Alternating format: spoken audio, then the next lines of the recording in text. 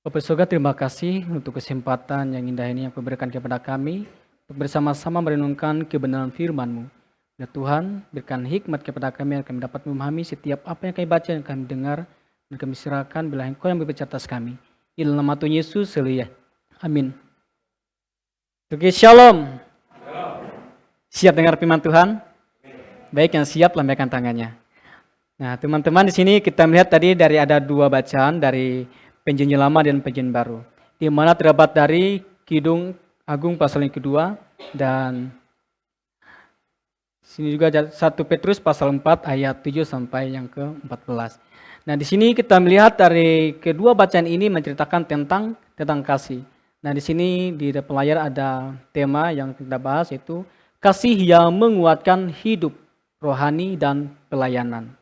Nah, di sini kita akan membahas tentang kasih. Kasih itu seperti apa sih? Kasih yang Tuhan berikan kepada kita. Nah, sebagaimana kita melihat tadi di sini dari bacaan Kidung Agung yang mengatakan bunga mawar dari Saron aku, katanya bunga baku di lembah-lembah. Nah, di sini kita melihat dari Kidung Agung pasal kedua ini menceritakan tentang kasih. Kasih ini adalah inti dari hubungan manusia dengan Tuhan dan sesama. Nah, di sini kita lihat dari Kidung Agung yang kita baca tadi dan kita dengar, di sini menggambarkan kasih romantis dan kekal sebagai gambaran kasih Allah. Nah, sebagaimana kita melihat juga di sini bunga mawar di sini yang menceritakan tentang kasih, dan bunga mawar juga di sini tentang pujian-pujian hati yang menceritakan tentang kasih. Di sini juga menceritakan tentang hubungan laki-laki dengan perempuan.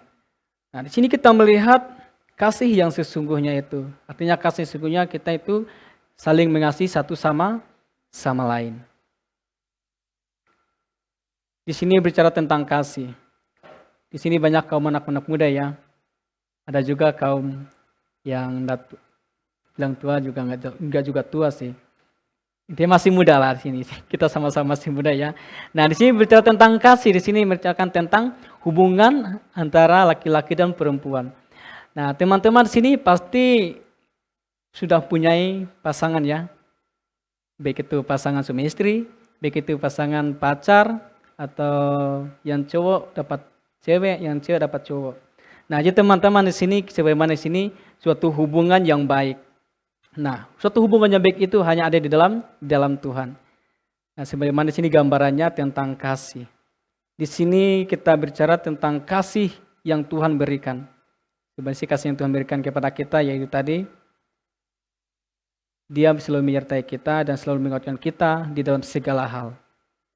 Di sini berbicara tentang kasih, tentang cinta. Di sini tentang kisah cinta antara laki-laki dan perempuan. Dan juga antara cinta kasih kita dengan Tuhan. Jadi teman-teman, di sini memberitakan tentang kasih sebagaimana kasih Allah, dan Allah juga mencintai kita dengan segenap hatinya, dengan segenap jiwanya, bahkan lebih lagi sebagaimana Dia menunjukkan kasih-Nya. Ya teman-teman, kalau ada seseorang yang sudah mencintai kita dan juga sudah menyayangi kita, dan sudah bahkan lebih lagi mungkin dari segala kehidupannya, janganlah kita sekali-kali kita menyakitinya. Coba kita lihat salah satunya antara laki-laki dan perempuan, cowok dan cewek. Ketika mereka berpacaran, mereka pasti ada saling bilang, aku mencintaimu, aku menyayangimu. Bahkan ada lagi yang bilang gini, dunia terasa milik berdua. Bukan bersama ya, milik berdua. Nah, tapi ketika di suatu hari kalau disakiti, marah atau tidak? Pasti marah ya. Jangan kan disakiti. Dekatin seseorang juga yang sebelahnya pasti ada rasa cemburu. Nah, begitu juga dengan Tuhan Allah. Di sini Tuhan Allah bahkan lebih lagi menyayangi kita, mencintai kita lebih dari segalanya. Tapi seketika waktu kalau kita menyakitinya, Dia juga pasti marah loh. Karena Allah kita itu adalah Allah yang cemburu. Artinya dikatakan cemburu, ketika kita sudah percaya kepadanya, ketika kita selalu berserah kepadanya dan selalu berharap dan sudah melekat atau saling jatuh cinta sama Tuhan Allah, ketika kita mendua hati, maka Tuhan pasti cemburu. Ya teman-teman, ketika kita sudah menyukai seseorang, janganlah kita sesekali menyakiti. Di dalam dunia pacaran seringkali ya, jangan belum menikah. Ini dunia pacaran dulu. Banyak belum nikah aja sudah saling menyakiti ya. Sudah dibilang kalau bahasanya sudah selingkuh, katanya kan kalau sudah bahasa yang sudah menikah. Kalau yang pacaran udah mendua hati kamu katanya. Nah, jadi teman-teman, kalau kita belum bisa menjaga hati anak orang lain, janganlah kita dulu pacaran. Berbanyak dulu teman, berbanyak dulu sahabat. Karena berpacaran itu tidak mudah, itu tidak gampang. Sama halnya kalau pacaran di zaman sekarang itu kayak sudah suami istri. Kemana-mana berdua, kemana-mana juga ya naik motor berdua, jalan-jalan berdua. Nah tetapi seketika waktu disakiti, ketika waktu kita dekat dengan yang lain, kalau kita sudah pacaran, udah mulai itu. Bukan kita yang lihat, tapi ada teman kita yang lihat. Terus dilaporin lah. Bahkan kita juga percaya kepada teman kita yang bilang kayak gitu. Nah, ada saling cemburu kan? Pastinya. Jujur yang sudah pacaran di sini. Ada cemburu kan kepada pasangannya kalau sudah mendekati yang lain? Pastinya. Saya juga, tapi saya belum pacarannya. Yang jauh sana. Ya, saya masih berteman dengan yang di Kalimantan. Ya, oke. Jadi teman-teman, di sini kita melihat sebagaimana kembali lagi dari firman Tuhan, dari Kidung Agung ini menggambarkan tentang kasih Allah dengan manusia.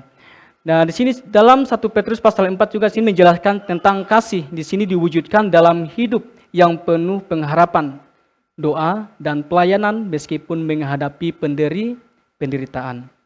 Nah, kita akan belajar bagaimana kasih itu harus nyata dan menguatkan iman kita di dalam setiap kehidupan kita sehari-hari. Nah, di sini ada beberapa poin yang akan kita bahas. Poin yang pertama itu kasih yang indah dan yang setia. Nah, tadi sudah jelaskan ya. Kalau kita sudah memiliki satu orang, hendaklah kita setia. Kalau kita sudah punya pujian hati, kekasih, hendaklah kita jangan sakiti ya. Nah, di sini kita melihat dari kasih yang digambarkan sebagai bunga mawar di antara duri, memberikan keindahan dan kekuatan yang sejati. Di mana nanti kita lihat dari Kidung Agung pasal 2 ayat 1 sampai yang ke-7 itu menggambarkan tentang kasih, tentang pujian hati katanya tadi. Terus yang dikatakan dari seperti pohon apel di antara pohon-pohon di hutan katanya. Terus ada lagi yang dari ayat yang ke-6 mengatakan, tangan kirinya ada di bawah kepalaku katanya, tangan kanannya memeluk aku katanya. Nah, teman-teman di sini menceritakan tentang cinta kasih antara manusia dengan Tuhan Allah. Nah, sebagaimana di sini kalau kita sudah mempunyai kasih, kalau kita sudah mempunyai yaitu kesetiaan, kita juga harus yaitu mempunyai penguasaan diri. Di mana dari poin yang kedua yang mengatakan penguasaan diri dan doa menjelang akhir zaman. Di sini kita melihat dari 1 Petrus pasal yang keempat tadi menceritakan tentang kasih. Sebagaimana di sini juga menceritakan tentang akhir zaman, akhir kesudahan. Di situ dari ayat yang ke-7 mengatakan, kesudahan segala sesuatu sudah dekat, karena itu kuasailah dirimu dan jadilah tenang supaya kamu dapat berdoa. Terus katakan lagi, tetapi yang terutama kasihilah sungguh-sungguh seorang akan yang lain. Di sini menceritakan tentang kasih. Tadi dari Kidung Agung menceritakan tentang kasih, dan dari 1 Petrus ini juga menceritakan tentang kasih. Tentang kasih seperti apa, yaitu kasih Kristus yang tak terlampau batasnya. Nah, di sini ketika kita mempunyai penguasaan diri dan kita juga berdoa berjaga-jaga, itu tentang sebagaimana menceritakan tentang akhir zaman, yaitu di sini artinya menjaga pikiran yang jernih, hidup berjaga-jaga. Dan berdoa dengan sungguh-sungguh adalah kunci menguatkan iman dan kasih di masa yang sulit. Jadi doa ini sangat kuat sekali dan sangat bermanfaat bagi kita. Karena doa ini adalah dikatakan menutupi segala dosa. Di situ dari ayat yang ke-7 tadi. Mengatakan tentang kasih Allah. Sebagaimana kita harus sungguh-sungguh dan kita juga harus mempunyai kerendahan hati di dalam Tuhan. Jadi kita melihat sebagaimana kita harus mempunyai penguasaan diri di dalam setiap kehidupan kita. Sebagaimana juga tadi kita melihat dari poin pertama, dari tentang hubungan antara laki-laki dan perempuan. Selain dia juga mempunyai kasih dan juga mempunyai penguasaan diri yang tulus, maka dia juga harus bersikap mempunyai pemikiran yang jernih. Jadi anak Tuhan, sekali lagi kalau dalam dunia pacaran ya, kalau anak-anak Tuhan saya pasti yakin dan percaya ketika mengandalkan Tuhan di dalam kehidupannya, maka dia juga bisa menjaga pasangannya dan tidak mau menyakiti pasangannya. Bahkan anak-anak Kristen di sini, makanya kalau mau cari pasangan itu atau pacar, hendaklah yang dikatakan oleh firman Tuhan itu seiman, harusnya seiman. Karena dengan orang yang seiman, kita bisa saling menguatkan. Yang satu kadang mau jatuh, kadang langsung dikuatkan oleh yang satunya lagi. Nah, jadi jangan takut kalau kita punya pasangan yang seiman. Karena pasangan yang seiman itu pasangan yang saling menguatkan di dalam Tuhan. Karena orang yang takut akan Tuhan, dia tidak sedikit pun mau menyakiti pasangannya. Karena dia tahu kebenaran. Kalau dia menyakiti pasangannya, maka dia juga menyakiti siapa? Penciptanya itu Tuhan. Jadi teman-teman, sini kita melihat sebagaimana kasih yang tulus juga, kasih yang tulus yang saling menguatkan. Di sini dari poin yang ketiga. Terdapat dari ayat yang ke-8 dan ke-9. Di situ saya bacakan. Tetapi yang terutama kasihilah sungguh-sungguh seorang akan yang lain, sebab kasih menutupi banyak sekali dosa. Berilah tumpangan seorang akan yang lain, ia dengan tidak bersungut-sungut. Nah, di sini menceritakan tentang sebagaimana kasih yang memberikan tumpangan kepada orang lain yang tidak bersungut-sungut. Artinya mempunyai kasih yang tulus. Kasih yang tulus, kasih yang benar-benar mengasihi dan tidak pura-pura. Nah, kasih menutupi banyak dosa harus dicurahkan dengan tulus saling mengasihi tanpa basa-basi. Terus juga dikatakan, kasih yang tulus juga memupuk kekuatan rohani kita. Seperti di dalam komunitas, dalam persekutuan ibadah, dalam setiap perkelompokan dalam rohani.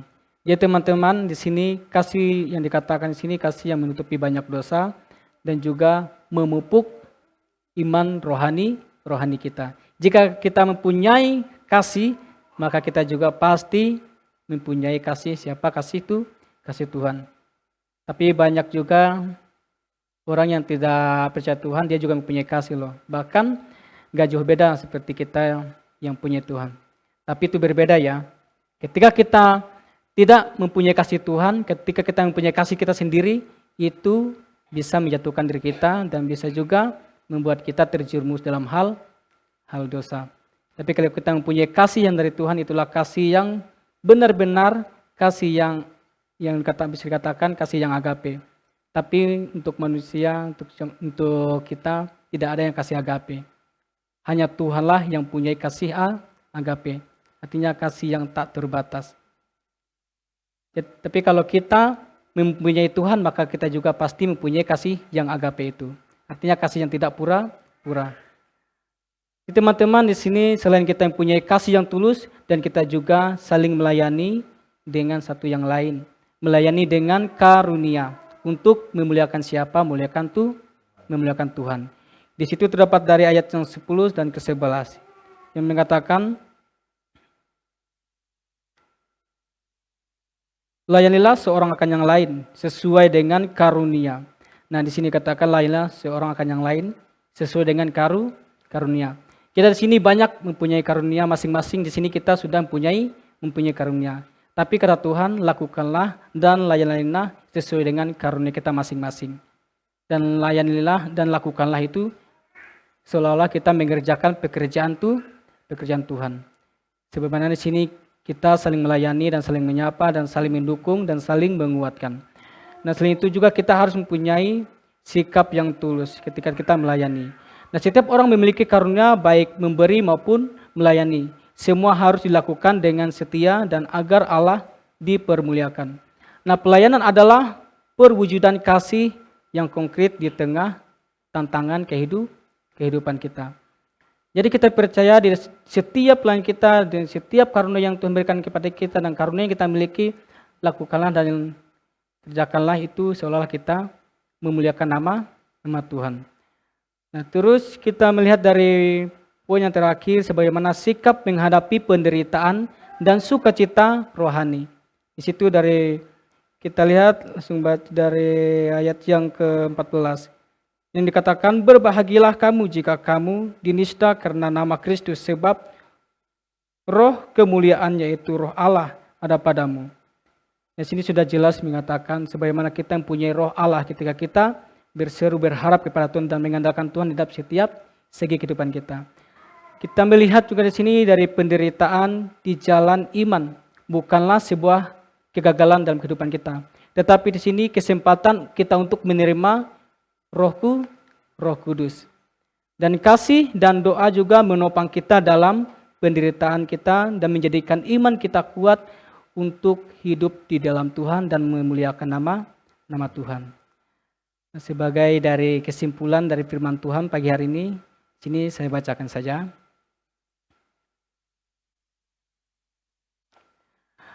Sebagai kesimpulan dari firman Tuhan yang kita renungkan hari ini, kasih menurut Alkitab bukan hanya perasaan melainkan sikap setia yang menguatkan iman dan pelayanan.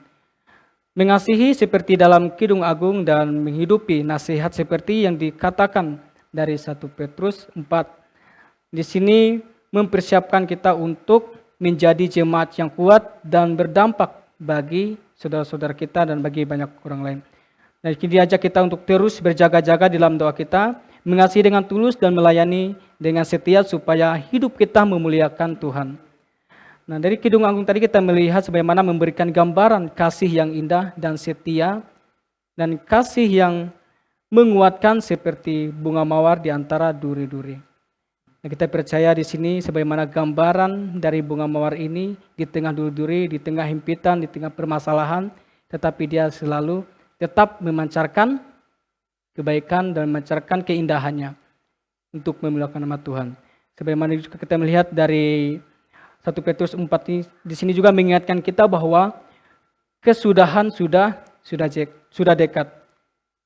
Sehingga sebagaimana kita menjadi orang percaya, kita diingatkan untuk berjaga-jaga di dalam doa. Sebagaimana kita harus bisa berdoa, yaitu tadi kita harus bisa menguasai diri kita dan mempunyai ketenangan. Dan sebagaimana juga kita mau selalu terhubung dengan Tuhan, yaitu tadi kita melalui doa. Sesuai dengan pujian tadi mengatakan, ku terhubung denganmu. Terhubung dengan siapa?